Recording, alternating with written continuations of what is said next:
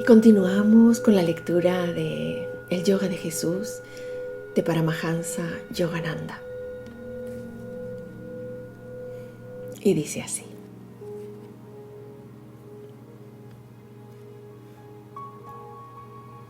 cuando uno duerme, la mente consciente se encuentra inactiva.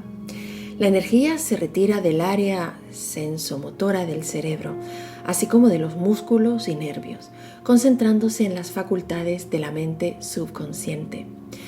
No es posible entrar en el estado de sueño subconsciente a no ser que, por lo general, en forma pasiva, la fuerza vital se haya desconectado del sistema nervioso sensomotor consciente.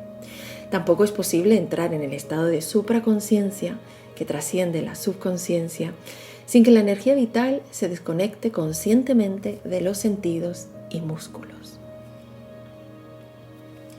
El dominio de la energía vital que le permite al devoto amar a Dios con todas sus fuerzas se inicia con la postura. Asana, el entrenamiento del cuerpo para mantener con facilidad y sin inquietud la postura correcta, y con ejercicios respiratorios para controlar la fuerza vital. Pranayama, las técnicas para aquietar la respiración y el corazón. Mediante tales prácticas se serena el corazón, la energía se desconecta de manera efectiva de los sentidos y se calma el aliento inquieto que mantiene al hombre atado a la conciencia corporal. El yogi es capaz de enfocar su mente en Dios sin que le perturbe la intrusita atracción del cuerpo. La mente, desconectada de las sensaciones, se retira de modo trascendental hacia el interior. Pratyahara. El devoto puede entonces utilizar la mente así liberada para experimentar la unión amorosa con Dios. Cuando al devoto le es posible amar a Dios con la mente concentrada en el interior de su ser, comienza a sentir en su corazón ese amor por Dios que, de manera exquisita, impregna con la divina presencia cada matiz de sus sentimientos. El corazón, así colmado de Dios, percibe entonces el bienamado Señor en lo más recóndito del alma, donde su pequeño amor se conecta y se funde con el gran amor. El sentimiento de Dios dentro del alma se expande hasta convertirse en percepción de Dios en la vastedad de su omnipresencia. El samyama del yoga, dharana, dhyana y samadhi. Jesús impartió enseñanzas que a primera vista parecen simples, pero que son mucho más profundas de lo que la mayoría de la gente supone. El hecho de que enseñó el sistema completo del yoga, el método científico de unión con Dios, queda evidenciado en el libro del Apocalipsis, donde se expone el misterio de las 7 estrellas y 7 iglesias con sus 7 ángeles y 7 candeleros de oro. Al abrir los 7 sellos de estos centros de percepción espiritual, con el propósito de lograr el dominio sobre todos los poderes astrales de la vida y de la muerte, a través de los cuales el alma asciende hacia la libertad, se alcanza la unión divina. Jesús enfatizó que la salvación comienza con aquellas prácticas que le permiten al devoto amar de verdad a Dios por medio de la ofrenda suprema de su corazón, su mente, su alma y sus fuerzas. Es la más grandiosa de las escrituras de la India que tratan sobre el yoga, el Bhagavad Gita. El Señor se expresa en palabras análogas al mandamiento bíblico citado por Jesús. Escucha de nuevo mi suprema enseñanza, la más secreta de todas, puesto que te amo profundamente, por tu bien te la revelaré. Absorbe tu mente en mí, conviértete en mi devoto, renuncia por mí a todas las cosas, inclínate ante mí. Eres querido para mí y por eso, en verdad, te prometo que tú llegarás a mí.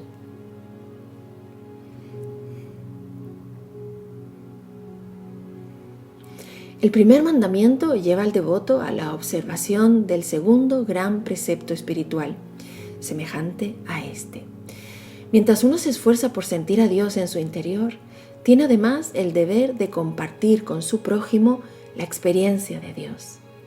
Amarás a tu prójimo, a todas las razas y a todas las criaturas de todo lugar con las que entres en contacto, como a ti mismo, como amas a tu propia alma, porque ves a Dios en todos. El prójimo de un hombre es la manifestación de su ser superior, o sea, Dios. El alma es un reflejo del espíritu, un reflejo que se halla presente en cada ser y en toda la vida vibratoria del decorado, animado e inanimado del cosmos. Amar a nuestros padres, parientes, conocidos y conciudadanos, a todas las razas del mundo, a todas las criaturas, flores, estrellas que viven en la vecindad o al alcance de la propia conciencia, es amar a Dios en sus multifacéticas manifestaciones tangibles. Aquellas personas que aún no son capaces de amar a Dios en las sutiles expresiones divinas que se presentan en la meditación, pueden alimentar su amor por Él en las manifestaciones de la naturaleza y de todos los seres a los que perciben o con quienes entran en contacto. Es Dios quien adopta el aspecto de padre para proteger al niño, de madre para amar al niño incondicionalmente y de amigo para ayudar, sin las limitaciones que imponen los instintos familiares, a esa alma encarnada. Es Dios quien se ha convertido en la tierra engalanada con un firmamento de estrellas para entretener a sus hijos y mantenerlos maravillados. Es Él quien se ha transformado en el alimento y en el aliento y en las funciones vitales que sostienen a los innumerables seres mortales.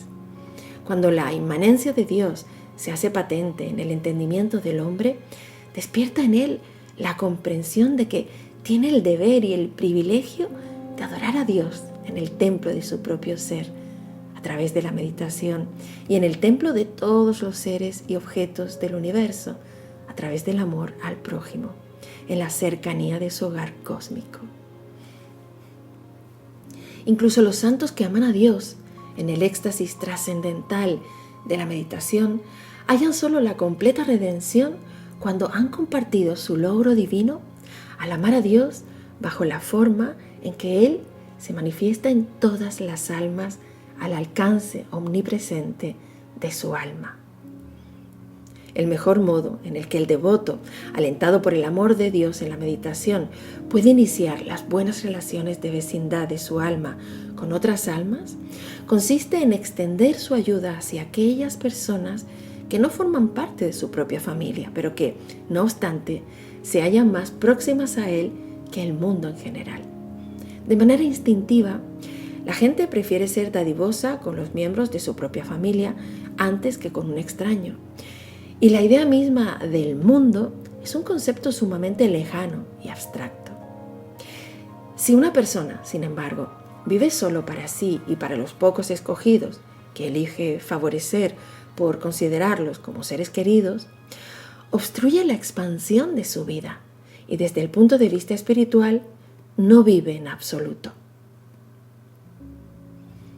Por el contrario, cuando una persona extiende su solidaridad y su afecto desde un sentido de identidad restringido a nosotros cuatro y nadie más, hasta abarcar a sus vecinos y al mundo, su pequeña vida fluye hacia la vida superior de Dios y se transforma en la vida eterna. El segundo requisito en respuesta a la pregunta que le formuló el legista Jesús: ¿qué he de hacer para tener en herencia vida eterna? La mayoría de la gente vive dentro de las estrechas paredes del egoísmo, sin sentir jamás el palpitar de la vida universal de Dios. Quien quiera que desconozca que su vida proviene de la vida eterna, que lleve una existencia puramente materialista y que muera y se reencarne sin recordar sus pasados nacimientos, en verdad no ha vivido. Su conciencia mortal anduvo errante, atravesando ilusorias experiencias oníricas, pero su verdadero ser, el alma, jamás despertó para expresar su divina naturaleza e inmortalidad.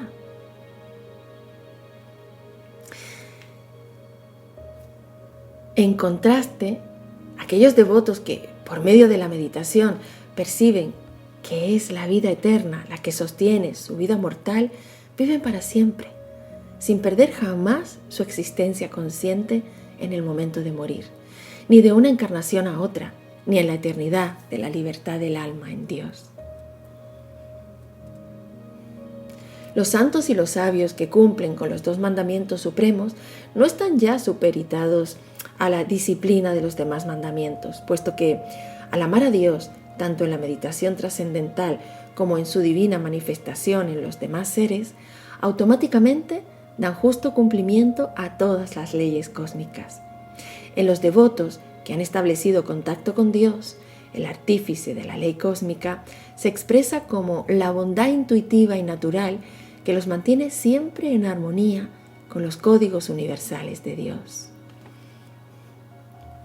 La oscuridad acumulada durante milenios en torno al alma puede disiparse poco a poco con las pequeñas llamas de la observación de las numerosas normas de conducta, mas cuando, mediante un empeño supremo del corazón, de la mente y de las fuerzas, la omnipresente luz de Dios se hace visible en el alma, desaparece entonces la oscuridad. El advenimiento de la gran luz absorbe por completo la llama vacilante que emiten las acciones disciplinadas. Así pues, amar a Dios por medio de la oración y la meditación continuas y amarle a través del servicio físico, mental y espiritual prestado a sus manifestaciones en nuestra familia universal, constituida por nuestros semejantes, es el fundamento y esencia del conjunto de todas las demás leyes que rigen la conducta y la liberación de los seres humanos. ¡Ay, qué maravilla esta lectura! Hoy lo dejamos aquí y el próximo día comenzamos con un renacimiento en el amor a Dios y al prójimo, tal como propugnó Jesucristo, daría origen a un espíritu de unidad que ayudaría a sanar los males del mundo. ¡Wow! Este será el comienzo de nuestra próxima lectura. Te amo inmensamente y sin condiciones. Y nos vemos en la siguiente parte. Un abrazo inmenso.